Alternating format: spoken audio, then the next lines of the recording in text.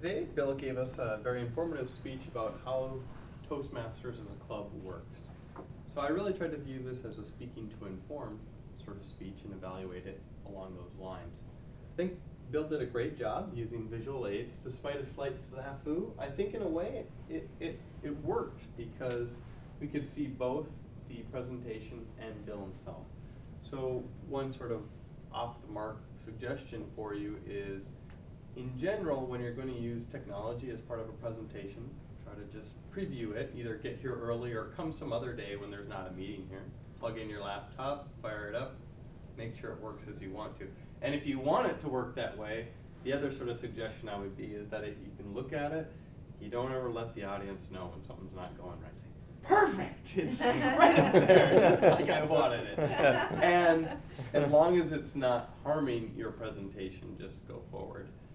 The other option, obviously, is if you don't have a chance to maybe do those things in advance, is to bring handouts. So you could just put a handout of the particular slides, or maybe if there's just one, like the track slide, you could present that. But I thought it was a good idea to use the presentation, and you did use it effectively, especially using the pointer and so forth, so I thought that was terrific. And like I said, it didn't hurt it, having it be a little bit smaller than normal. Another thing that I thought you did really well is you actually used your voice. You, in your next speech, and you kind of raise your voice a little bit, or you can lower it. You also use gestures, and I think that's very important when you're doing a speech like this, where it's speaking to inform, and it's not exactly an exciting story about a castaway on an island. You know, it's straight material that's important, but that by adding vocal variety and using some gestures and movement, you help keep us connected and interested as an audience, so great job there. One point I would say on keeping that connection is that don't feel obligated or constricted by your slides. I noticed at some point you would kind of go back and say, oh, and then this is, it used to be called CTM bronze. Honestly, unless you really feel like somebody looks confused or care, if it doesn't seem to go with the flow of your speech, just feel free to drop it. We can all read, and we saw it on the slide.